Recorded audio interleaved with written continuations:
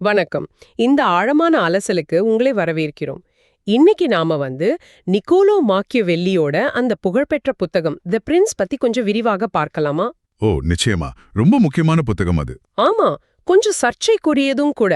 அதாவது, ஒரு தலைவர் எப்படி அதிகாரத்தை அடையறது, அப்புறம் அதை எப்படி தக்க வைக்கிறது, பலப்படுத்துறதுன்னு அத பத்தி பேசுது. கரெக்ட். அதிகாரத்தோட நடைமுறை யதார்த்தம் பத்தி பேசுது. சரி, நீங்க எங்ககிட்ட பகிர்ந்துகிட்ட அந்த குறிப்புகள் தமிழ் சினிமாவில் மாக்கியவெல்லியின் பிரின்ஸ்ங்கிற தலைப்புல இருக்கு இல்லையா? ஆமாம். அத வச்சுதான் நாம இந்த உரையாடலை முன்னெடுத்துட்டு போக போறோம். முதல்ல உங்க பங்களிப்புக்கு ரொம்ப நன்றி. அதெல்லாம் ஒண்ணும் இல்ல. இது ஒரு சுவாரஸ்யமான ஒப்பீடு. ஆமா, நம்ம நோக்கம் என்னன்னா மாக்கியவெல்லியோட அந்த முக்கிய கருத்துக்களை புரிஞ்சுக்கிறது. அப்புறம் குறிப்பா இந்த கருத்துக்கள் நம்ம தமிழ் சினிமாக்கள்ல சில பாப்புலர் படங்கள்ல எப்படி வெளிப்படுதுன்னு கொஞ்சம் ஆராயணும். ம், ம். அதாவது 16ஆம் நூற்றாண்டு இத்தாலிய அரசியல் தத்துவத்துக்கும் நம்ம இப்ப பாக்குற நவீன தமிழ் சினிமாவுக்கும் ஒரு தொடர்பு இருக்குங்கிறது கேட்கவே சுவாரஸ்யமா இருக்கு. ஆமா, நிச்சயமா பார்க்கலாம். சரி, முதல்ல தி பிரின்ஸ் புத்தகத்தோட மைய கருத்து என்ன? சுருக்கமா சொல்லணும்னா மாக்கியவெல்லி என்ன சொல்றாருன்னா, அதிகாரத்துல ஜெயிக்கணும்னா ரொம்ப யதார்த்தமா இருக்கணும், சமயோசிதமா நடந்துக்கணும், சில நேரம் கொஞ்சம் கடினமா இரக்கமில்லாம கூட இருக்க வேண்டியிருக்கும். அப்போ நல்லவனா இருக்கிறது முக்கியம் இல்ல, காரியத்தை முடிக்கிறதா முக்கியம், அப்படி வருதா? ஓரளவுக்கு அப்படி சொல்லலாம். அதாவது தார்மீக நெறிகளை விட நடைமுறை வெற்றிக்கே அவர் முக்கியத்துவம் கொடுக்கிறார். இது ஏன் இன்னைக்கும் விவாதத்துல இருக்குன்னா, இது அதிகாரம் எப்படி இருக்கணும்னு கனவுலகத்துல பேசாம நிஜத்துல எப்படி இயங்குதுன்னு தோலுரிச்சு காட்டுது. புரியுது. அந்த உண்மை அது கொஞ்சம் கசப்பா இருந்தாலும் அத பேசுது. ஆமா, அது அறப்படி சரியா தப்பாங்கிற விவாதமெல்லாம் ரெண்டாம் பட்சம். அதிகாரத்தோட அந்த ரியாலிட்டி, அதோட டைனமிக்ஸ், அதைத்தான் அது காட்டுது. சரி, இப்போ இந்த கருத்துக்களை நம்ம சினிமா உதாரணங்களோட இணைச்சு பாப்போமா? உங்க குறிப்புகள்ல முதல்ல இருக்கிறது அன்புக்குரியவராக இருப்பதை விட அச்சத்திற்கு உரியவராக இருப்பது மேல் தேவைப்பட்டால். இது கேட்கவே கொஞ்சம் எப்படி சொல்றது? ஆமா, கொஞ்சம் கடுமையா தான் தெரியும். ஆனா இதுல மாக்கியவெல்லி சொல்ற விஷயம் என்னன்னா, ஒரு தலைவருக்கு அன்பும் மரியாதையும் கிடைச்சா நல்லதுதான். ஆனா ரெண்டுல ஒண்ணுதான் சாத்தியம்னா. அப்போ அன்பை விட பயம்தான் அதிகாரத்துக்கு ஒரு வலுவான அடித்தளம்னு அவர் நம்பினார். ஏன்னா அன்புங்கிறது நன்றியை பொறுத்தது, மாறக்கூடியது. ஆனா தண்டனை கிடைக்குங்கிற பயம் அது மக்களை ஒரு கட்டுப்பாட்டுல வைக்கும். இதுக்கு உதாரணம் உங்க குறிப்புல இருக்கிற பாட்ஷா படம் 1995ல வந்தது. ஆமா, பாட்ஷா. அதுல மாணிக்கம் பாய் அந்த நிழல் உலகத்தை கட்டுப்படுத்த பயத்தை ஒரு கருவியா பயன்படுத்துறாரு இல்லையா? ஆமாம். ஆனா அதே சமயம் பாத்தீங்கன்னா சாதாரண மக்கள் கிட்ட அவருக்கு ஒரு மரியாதையும் இருக்கு, ஒரு விதமான அன்பும் இருக்கு. அந்த ரெண்டுக்கும் இடையில ஒரு சமநிலையை அவர் கொண்டு வர்றார். சரிதான். ஆனா தேவைப்படும் போது அந்த பயத்தை காட்ட அவர் தயங்குறதே இல்ல.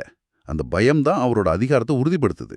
அப்போ அந்த சமநிலை அல்லது தேவைப்பட்டா கடினமா இருக்கிற துணிச்சல் அதுதான் முக்கியம். சரி, இது ஒரு பக்கம். அடுத்தது, உங்க குறிப்புகள்ல நண்பர்களை அருகில் வைத்திரு, எதிரிகளை இன்னும் அருகில் வைத்திரு, இது ரொம்ப பாப்புலரான வரி இல்ல?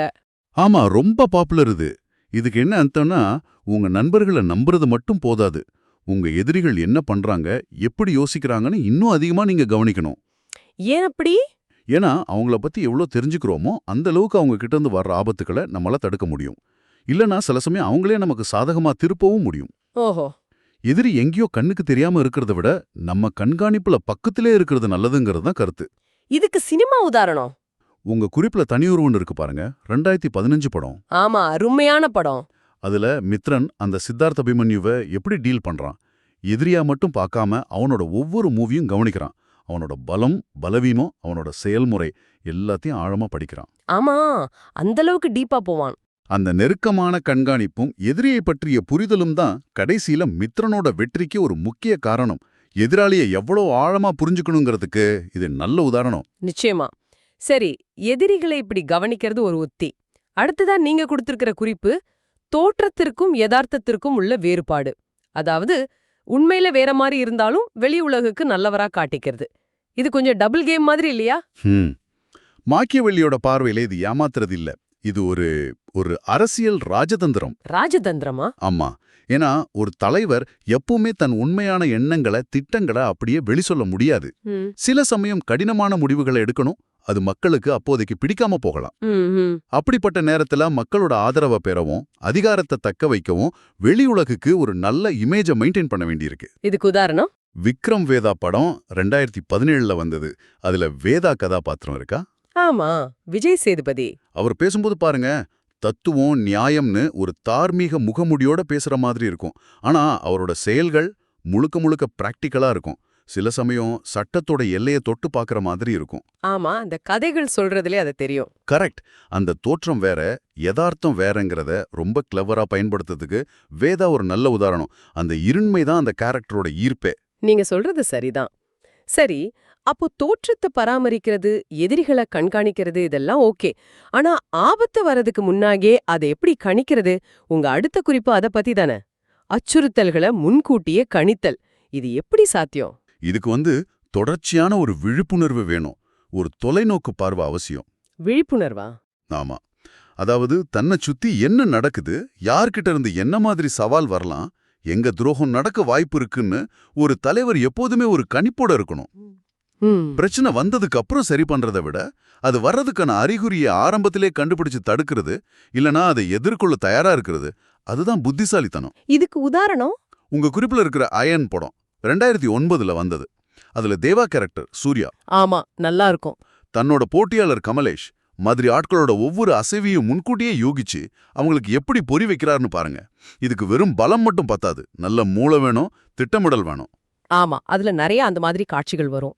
இதுதான் இந்த உத்தி சார்ந்த தொலைநோக்கு பார்வைன்னு சொல்றது, ஃபோர்சைட். புரியுது. சரி, இப்படி முன்கூட்டியே கணிச்சு திட்டமிடலாம். ஆனா சில சமயம் நம்ம கண்ட்ரோல்ல இல்லாத விஷயங்கள் நடக்குமே, நாம எதிர்பார்க்காத திருப்பங்கள். அப்போ என்ன பண்றது? அதுதான் உங்க அடுத்த குறிப்பு. சூழ்நிலைக்கேற்ப மாறும் தன்மை, அடாப்டபிலிட்டி. அத பத்தி பேசுதா? மிக சரியா சொன்னீங்க. மாக்கியவெள்ளி இதுக்கு 2 வார்த்தை யூஸ் பண்ணுவார், விர்த்து அப்புறம் ஃபார்ச்சுனா. விர்த்து, ஃபார்ச்சுனா. ஆமா, விர்த்துனா ஒரு தலைவரோட திறமை, ஆற்றல், துணிச்சல். ஃபார்ச்சுனானா அதிர்ஷ்டம், சந்தர்ப்ப சூழ்நிலைகள், நம்ம கண்ட்ரோல்ல இல்லாத விஷயங்கள். ஓகே. மாக்கியவெளி என்ன சொல்றாருன்னா, திறமை மட்டும் இருந்தா போதாது.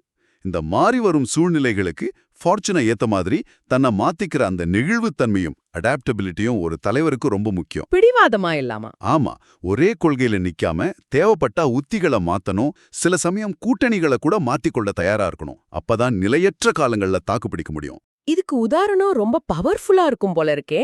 ஆமா, உங்க குறிப்பில சொன்ன புதுப்பேட்டை 2006, அதுல கொக்கி குமார், தனுஷ். ஆஹா, மறக்க முடியாத கேரக்டர். சாதாரண ரவுடியா ஆரம்பிச்சு எப்படி அரசியல்வாதியா உயர்றான் பாருங்க. அவனோட அந்த முழு பயணமுமே இந்த அடாப்டபிலிட்டி மேலதான் நிக்குது. ஆமா, ஒவ்வொரு கட்டத்திலயும் மாறுவான். ஆமா, சூழல் மாறும்போதெல்லாம் அவனும் மாறுவான், அவனோட ஆட்கள் மாறுவாங்க, அவனோட உத்திகளும் மாறும். இது அதிகாரத்துல எப்படி முன்னேறலாங்கிறதுக்கு ஒரு பாடம் மாதிரி. நிச்சயமா, அந்த படம் ஒரு பாடம் தான். சரி, இப்படி சூழ்நிலைக்கு ஏத்த மாதிரி மாத்திக்கிறது முக்கியம். ஆனா சில நேரம் இப்படி பொறுமையாவோ நெகிழ்வுத்தன்மையோடோ இல்லாம ரொம்ப வேகமா அதிரடியா செயல்பட வேண்டியிருக்கும் இல்லையா? உங்க அடுத்த குறிப்பு அத பத்தி தானே. அதிகாரத்தை விரைவாக நிலைநிறுத்துதல், கன்சாலிடேஷன் ஆஃப் பவர். ஆமா, இதுவும் மாக்கியவெல்லியோட ஒரு நேரடியான பிராக்டிக்கல் அட்வைஸ். குறிப்பா ஒரு புதுசா ஒரு இடத்தை பிடிக்கும்போதோ இல்ல ஒரு பெரிய எதிர்ப்பை சந்திக்கும் போதோ தயங்கி அரைக்குறையா நடவடிக்கை எடுத்தா அது எதிரிகளுக்கு தான் சாதகமா முடியும், நிலைமை இன்னும் மோசமாகும். அதனால தேவைப்பட்டா ஆரம்பத்திலே கொஞ்சம் கடுமையா இருந்தாலும் பரவாயில்லன்னு வேகமாவும் தீர்க்கமாவும் செயல்பட்டு அதிகாரத்தை முழுசா நிலைநிறுத்தணும். இதுக்கும் பாஷாவே உதாரணமா? ஆமா, உங்க குறிப்புல மறுபடியும் பாட்ஷா படத்தையே சொல்லியிருக்கீங்க.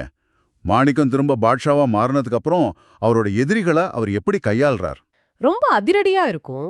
ஆமா, எந்த தயக்கமும் இருக்காது, வேகமா உறுதியா செயல்பட்டு தன்னோட அந்த பழைய இடத்தை திரும்ப பிடிக்கிறார். அந்த வேகம், அந்த தீர்க்கமான செயல்பாடு, அதுதான் அவரோட அதிகாரத்தை மறுபடியும் சிமெண்ட் பண்ணுது. ஓகே, புரியுது. தயக்கமின்மை, அது முக்கியம். சரி, கடைசியா உங்க குறிப்புல வர்றது சட்டம் எதிர் சக்தி, லா வர்சஸ் ஃபோர்ஸ். இது என்ன? சட்டம் இருக்கே, அப்புறம் எதுக்கு சக்தி? இது ஒரு முக்கியமான கேள்வி. மாக்கியவெள்ளியை பொறுத்த வரைக்கும் சட்டம் ரொம்ப முக்கியம், அதுதான் சமூக ஒழுங்கோட அடிப்படை. ஆனா சில அசாதாரணமான சூழ்நிலைகள்ல சட்டத்தோட விதிகள் மட்டும் போதாது. ஒரு தலைவரோட நோக்கத்தை நிறைவேற்றவோ இல்ல ஒரு பெரிய ஆபத்தை தடுக்கவோ அது போதுமானதா இருக்காது. சில சமயம் சட்டம் மெதுவா செயல்படலாம், இல்லனா அதுலயே சில சமரசங்கள் இருக்கலாம். அப்ப என்ன செய்யணும்?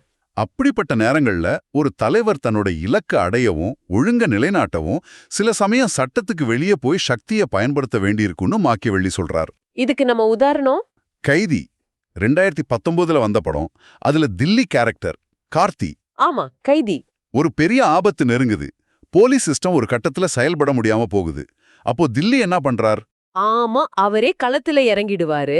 ஆமா, தன்னோட சொந்த பலத்தை, சமயோசிதத்தை பயன்படுத்தி பல உயிர்களை காப்பாத்தவும் அந்த ஆபத்தை தடுக்கவும் போராடுறாரு. அவர் செய்யறது எதுவுமே சட்டப்படி இல்ல. ஆனா அந்த சூழ்நிலைக்கு அதுதான் தேவைப்படுது.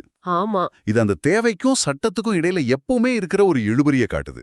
ஆஹா, இவ்வளவு நேரம் நாம பேசினதை வச்சு பார்த்தா தலைமை பண்புங்கிறது ரொம்ப சிக்கலானது போல. சில சமயம் சரி தப்புக்கு அப்பாற்பட்ட முடிவுகளை எடுக்க வேண்டியிருக்கு. ஆனா நோக்கம் ஒண்ணுதான்: செயல்திறன், கட்டுப்பாடு, அதிகாரத்தை நிலைநிறுத்துறது. மிகச்சரியா தொகுத்து சொன்னீங்க. இதுதான் விஷயம். மாக்கியவெல்லியோட எழுத்துக்களும் சரி, நாம இப்ப பேசின இந்த தமிழ் சினிமாக்களும் சரி, காட்டுற யதார்த்தம் இதுதான். சொல்லுங்க. அதாவது அதிகாரத்துல நீடிக்கணும்னா உத்தி வேணும், யதார்த்தத்தை புரிஞ்சுக்கணும், மனுஷங்களோட இயல்பை சரியா எடை போடணும், ஆபத்துகளை முன்கூட்டியே கணிக்கணும், தேவைப்படும்போது தீர்க்கமா செயல்படணும். இது நல்லதா கெட்டதாங்கிற கேள்வியை தாண்டி அதிகாரத்தோட இயல்பு இப்படிதான் இருக்குங்கிறது தான் இது காட்டுது. அப்போ இந்த உரையாடல இருந்து நீங்க என்ன எடுத்துக்கலாம்னு பாத்தீங்கன்னா, பல 100 வருஷத்துக்கு முன்னாடி இத்தாலியில எழுதப்பட்ட இந்த அதிகார நுணுக்கங்கள் இன்னைக்கும் எவ்வளவு உயிர்ப்போட இருக்கு, அதுவும் குறிப்பா நம்ம ஊர் சினிமாக்கள்ல எவ்ளோ அழுத்தமா வெளிப்படுதுன்னு நம்ம பார்த்தோம். ஆமா, இது என்ன சொல்லுதுன்னா, தலைமைத்துவம், அதிகாரம், உத்தி சார்ந்த சிந்தனை, இதுக்கெல்லாம் சில அடிப்படையான விஷயங்கள் இருக்கு. அது காலம் மாறினாலோ இடம் மாறினாலும் பெருசா மாறுறதில்ல. சரிதான். இந்த கருத்துக்களை வச்சுதான் நம்ம சினிமாக்காரங்க இவ்வளவு சுவாரஸ்யமான கதாபாத்திரங்களையும் விறுவிறுப்பான கதைகளையும் நம்மளை யோசிக்க வைக்கிற மோதல்களையும் உருவாக்குறாங்க. நிச்சயமா. சரி, உங்களுக்காக ஒரு கேள்வி, நீங்க யோசிக்கிறதுக்காக. நாம இப்போ பேசின படங்கள்ல பார்த்த இந்த மாக்கியவெல்லியின் உத்திகள் இருக்கு இல்லையா? உதாரணமா தோற்றத்துக்கும் யதார்த்தத்துக்கும் உள்ள வேறுபாடு, எதிரிகளை பக்கத்துல வச்சுக்கிறது, தேவைப்பட்டா பயத்தை காட்டுறது, இது எல்லாம் நீங்க வேற எங்கெல்லாம் பாக்குறீங்க? ஓ, நல்ல கேள்வி. ஒருவேளை வேற சினிமாக்கள்லையா, இல்ல நிஜ உலக அரசியல்லையா, இல்ல இன்னும் நெருக்கமா உங்க ஆபீஸ் சூழல்ல, இல்ல உங்க அன்றாட வாழ்க்கையில கூட இந்த மாதிரி அதிகார விளையாட்டுகள் நடக்கிறத நீங்க கவனிச்சிருக்கீங்களா? யோசிச்சு பாருங்க. இந்த ஆழமான அலசல்ல எங்களோடு இணைந்ததற்கு மிக்க நன்றி. மீண்டும் சந்திப்போம்.